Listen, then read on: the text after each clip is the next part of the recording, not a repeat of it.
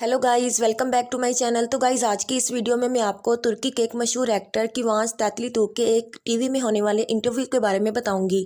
एक TV show के दौरान एक एंकर किवांच को वीनस बीच का फुटेज दिखाता है और वह किवांच से कहता है कि आपने एक डॉग पाला हुआ है और मैं देख रहा हूं कि आप डॉग से प्यार कर रहे हैं। फिर किवांच कहते हैं जी हाँ, और फिर वो एंकर को बताते हैं कि जब मैं छोटा था तो मेरे पास हमेशा एक पालतू जानवर होता था। तो एंकर कहता है कि आप जानवर पालते थे? तो किवांच कहते हैं कि जी हाँ, मैं पालता था।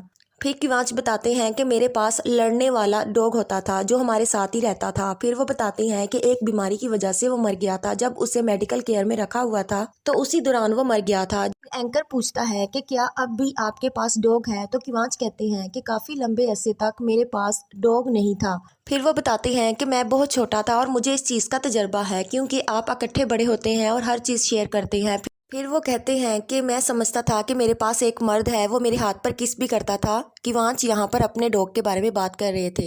फिर एंकर किवांच को वीनस बीच का फुटेज दिखाता है। फिर किवांच उस डॉग के बारे में बताते हैं कि वो 10 महीने का था। इस बात से एंकर पूछता है कि क्या वाकई वो 10 महीने का था? तो किवांच कहते हैं कि जी हाँ। फिर एंकर पूछता है कि उसका क्या नाम था? फिर किवांच कहते हैं कि उसका नाम पारस था। तो फिर एंकर पूछता है कि इसका क्या मतलब है, आपने उसका नाम पारस क्यों रखा था? तो किवांच कहते हैं कि क्योंकि वो काला था और काला और शरीफ, और वो बहुत खूबसूरत था, इसके बड़े कान थे। फिर एंकर कहता है कि हाँ, मैंने तस्वीर में देखा है और वो देखने में बहुत खूबसूरत है। फिर एंकर पूछता है कि क्या वो आपके साथ रह रहा है? तो किवांच कहते हैं कि जी हाँ, हम एक ही घर में रहते हैं। फिर एंकर पूछता है कि वीनस बीच पर आप जिस पालतू डॉग के साथ हैं वो पिटबुल है? तो किवांच कहते हैं कि जी हाँ, ये पेडिग्री में से एक था, पिटबुल। फिर वो बताते हैं कि लोग इसे रैप दे रहे थे और वो रैप के साथ खेल रहा था और हिप हॉप म्यूजिक में दिलचस्पी ले रहा था। फिर एंकर पूछता है कि क्या ये सच है कि आपके भाई ने भी एक्टिंग करने की कोशिश की थी? तो किवांच कहते हैं कि जी हाँ, मेरे भाई ने मुझसे पहले काम किया था अपनी फैमिली में दूसरे एक्टर और एक्ट्रेस से पहले।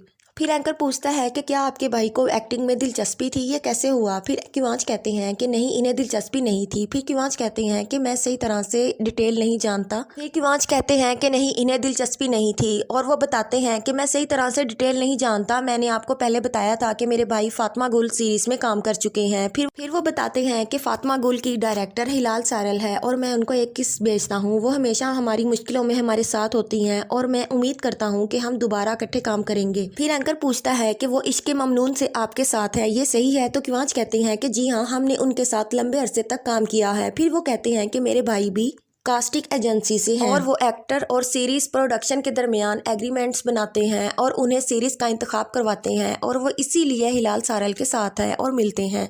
और फिर वो बताती हैं कि मेरा ख्याल है कि जब उन्हें फौरी तौर पर ज़रूरत होती है किसी एक्टर के लिए तो वो मुझसे पूछती हैं कि तुम इस बारे में क्या कहते हो, और फिर वो कबूल कर लेते हैं इस करैक्टर के किरदार को। फिर वो कहते हैं कि मैंने उन्हें ज़्यादा नहीं देखा होता, लेकिन वो सोचते हैं कि वो ठीक है।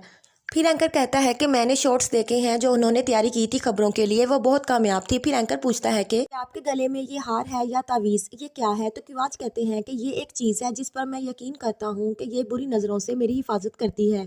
फिर एंकर पूछता है कि आप इसे कभी नहीं उतारते? तो किवांच कहते हैं कि नहीं, मैं इसे कभी नहीं उतारता, मैंने जब से इसे खरीदा है मैंने तब से इसे पहना हुआ है।